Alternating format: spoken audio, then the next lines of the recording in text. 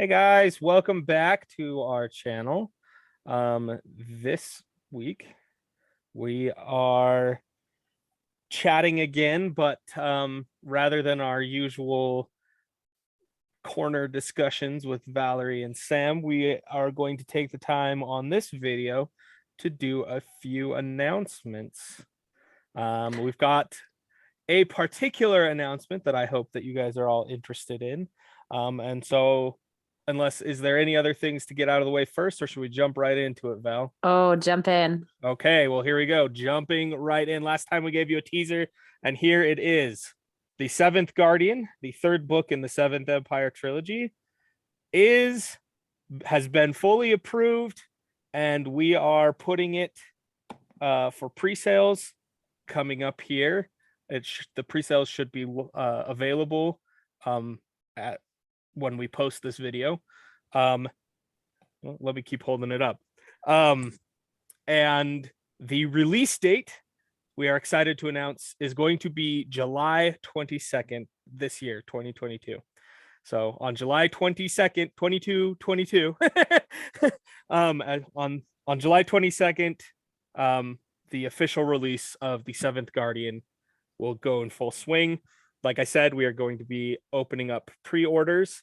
Valerie, I think, has details about that, about where you can go and how you go about that. But yeah, so that is the announcement. July 22nd. I'll repeat it again. July 22nd. That is when Seventh Guardian is out, and the third and final book in the Seventh Empire trilogy. We're really excited to share this with you guys. We hope you guys enjoy it. And to kind of kick off the festivities, if you want to say that, we have a few other things coming up the pipeline too.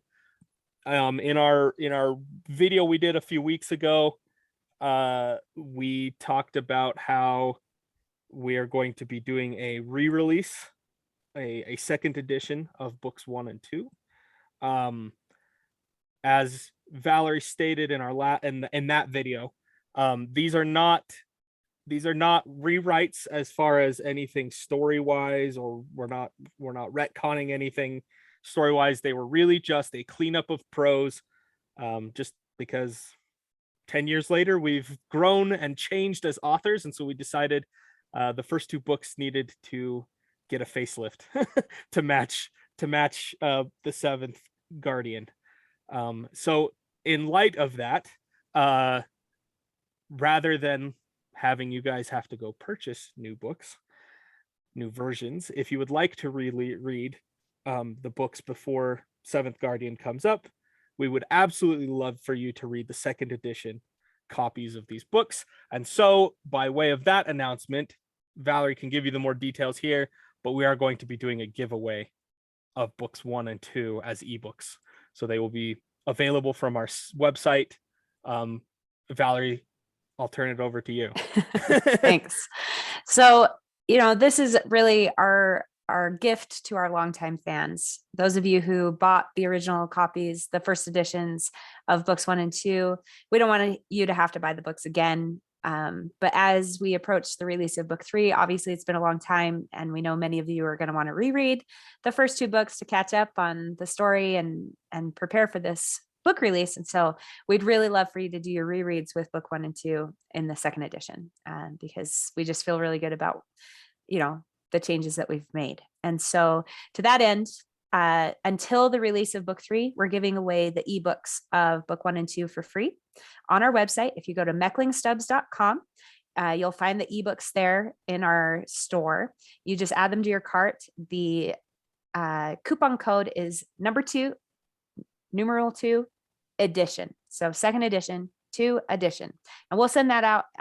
Is that edition capitalized or lowercase? It's all caps. Yeah. Okay. Thanks for clarifying. 2 So capitalized we'll post edition. that in our in the description of this video. We'll probably Yep. put that in the description.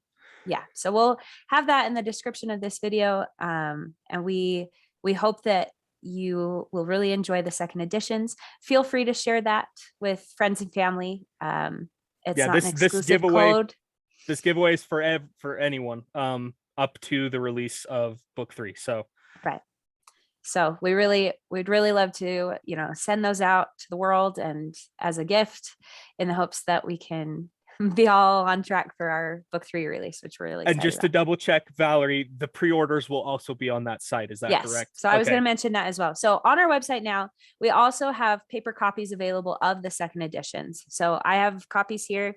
You'll see the second edition note there. So we have book 1 and book 2 currently available on our website for sale with the second edition. So if you want paper copies, if you haven't had those in the past, those are there. And then as well, you'll see pre-orders available for book 3. So on our website, it's a pre-order status only. So you go through and check out as normal, but these books will not ship until July. And so if you pre-order now, you're all set and we'll ship them to you in time to get these for the release date. Is that true of the second edition as well? They're also coming out on the release day. The second editions are shipping now. Okay, so those are available. Yeah, those are currently available. And then the book 3 are pre-orders available. These are all signed copies. If you're getting them off our website, they will all come signed. If you end up purchasing elsewhere like Amazon or somewhere else, then those won't be signed unless you hand them to us personally. I was about to say you'll have to come meet with us. Have to come see us. But if you want happy signed to copies, sign them later. Yeah. So if you want signed copies, those are what we're selling off of our website. So mecklingstubs.com, in the store, you'll find all of these available. Awesome. Yeah.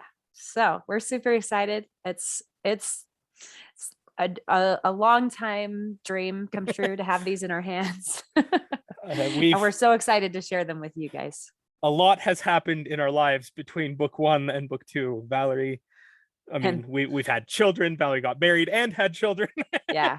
It's been a life journey, that's for sure. But we are excited to wrap up this trilogy, and we're excited to share it with you. So look forward to those. Like I said, all of these updates should be live as of the posting of this video. Follow the information in the description and enjoy. We look forward to hearing from you and getting your feedback on all of these things. With all of that out of the way, big announcement, big thing. With all of that out of the way, for the other part of this video, we thought in light of the announcement, we would continue with the teasers. And in light of that, Valerie and I talked about sharing with you and reading with you a chapter, particularly chapter 1 of The Seventh Guardian.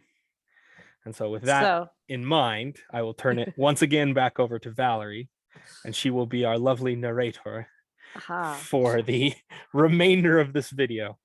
So spoilers ahead. I'm cracking open book 3 here. We're going to read chapter 1. Yes, this is the spoiler warning right here. If you want to wait until the book is in your hands to read it, you can follow the description for all of the information. But for those of you who are going to continue to stay, please enjoy chapter 1 of The Seventh Guardian. Chapter 1. A demon's blade descended, but Iruchayo darted to the side before it could cleave his skull.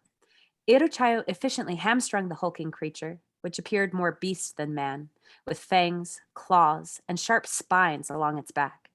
With a roar, the demon crashed to the ground, and Iruchayo separated its head from its neck. From first-hand accounts of the imperial city, Iruchayo knew that these had once been men like himself. Some reported that there were still human souls trapped behind those glowing eyes.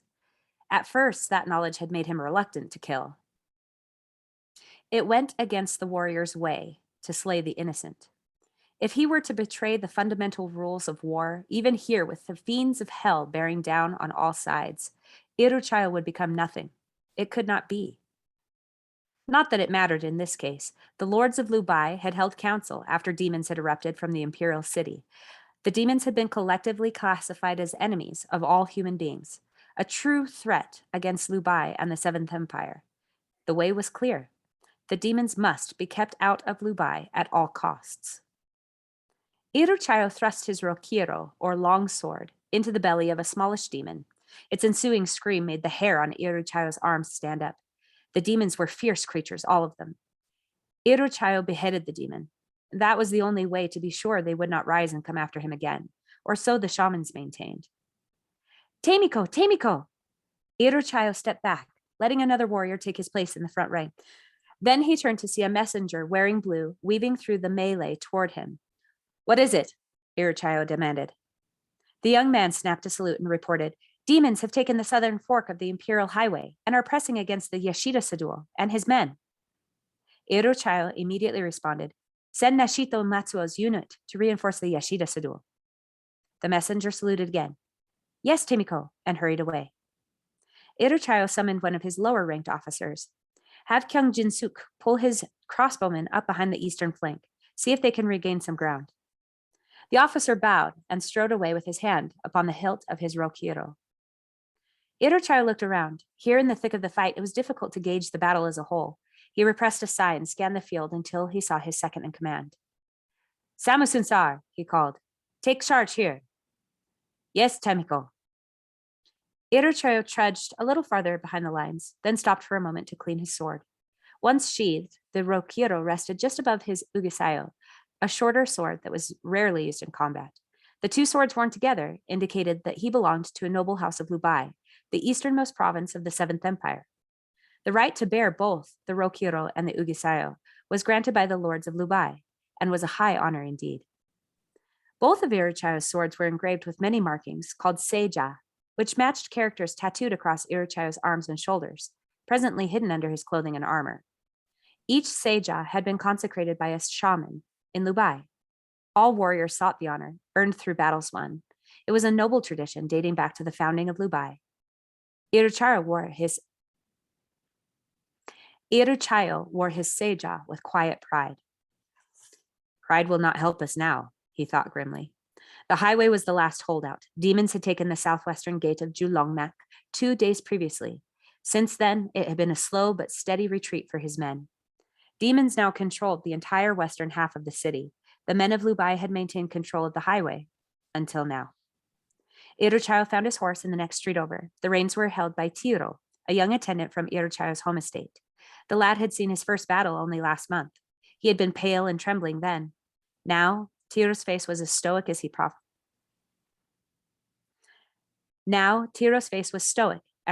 the reins. The horse quivered with anticipation. Irochayo ran a calming hand over his stallion's shoulder. Where do you need me, Tamiko? Tiro asked. I'm heading down to the southern fork. Irochayo moved up into the saddle with the ease of long familiarity. His lamellar armor creaked as he settled. The stallion tossed his head and stamped a single hoof. Make your way there. Stay safe. Yes, Tamiko, Tiro said with a bow. Irochayo rode hard through the back roads of Julongmak. Everywhere he heard the sounds of fighting, loud enough to drown the clack of hooves against the paving stones. Irochayo could feel the pulse of battle in his veins. It was an awareness that few men had.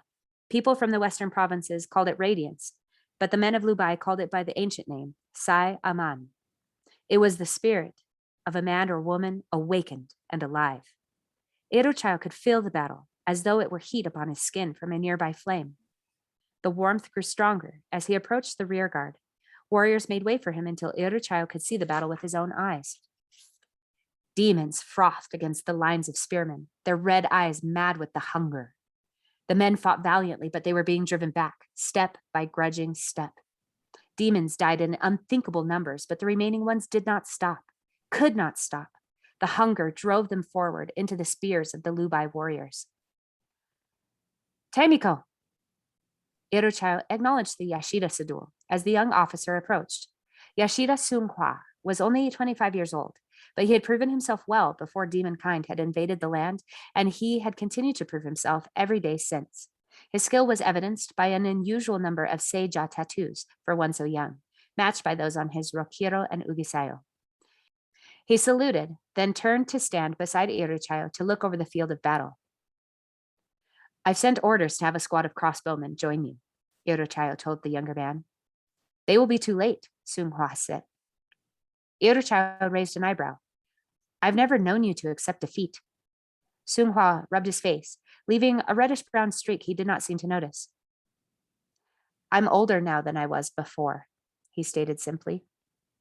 Screams of the fighting and the dying filled the air. Sung Hwa's men had already been pressed a full block east of the highway. It would not be long before they reached the southeastern side of the fork. That was the last route out of the city that was still held by the men of Lubai. Iruchaya lowered his voice. If we do not hold here, demons will press against the wall of Erubai itself. Sung Hwa looked him straight in the eye.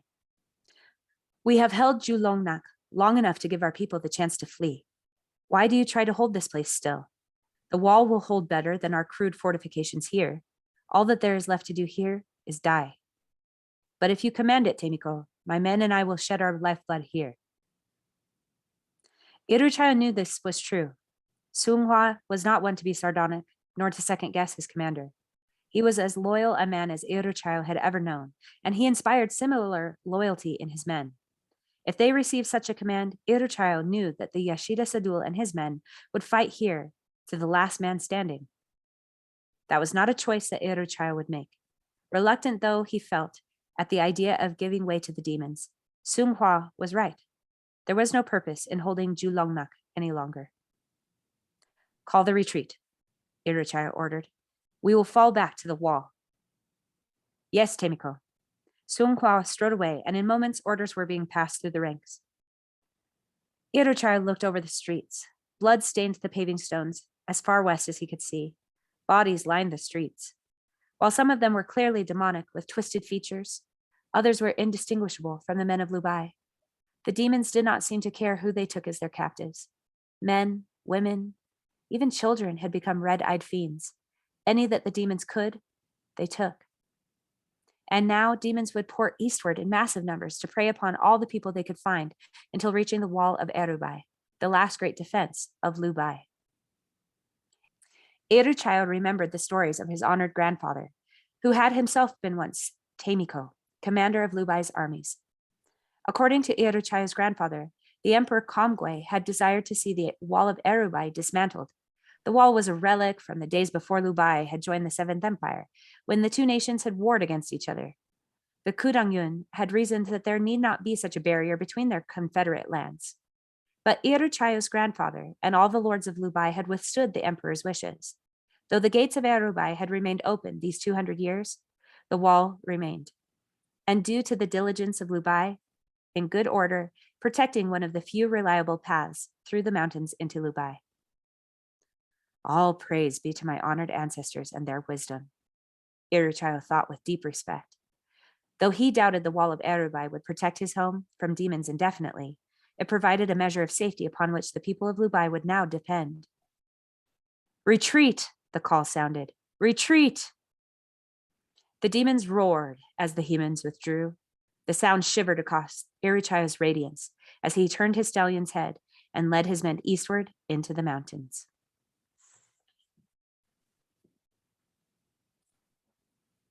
Thank you, Valerie. Well, Chapter 1.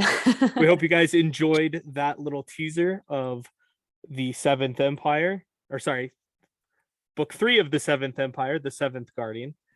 Again, link in the descriptions and information in the descriptions for how to pre-order or go about getting books 1 and 2 revised editions. Anything last you want to say before we close out, Valerie? No, we look forward to hanging out with you again. We'll have more videos coming on our YouTube channel to talk about writing and reading and all sorts of things. And anything, and if you guys have suggestions about things you want us to do, please leave comments in the comment section below. And of course, the obligatory, please like and share the video to anybody you think would be enjoying our content. We'll see you guys later. Thanks so much.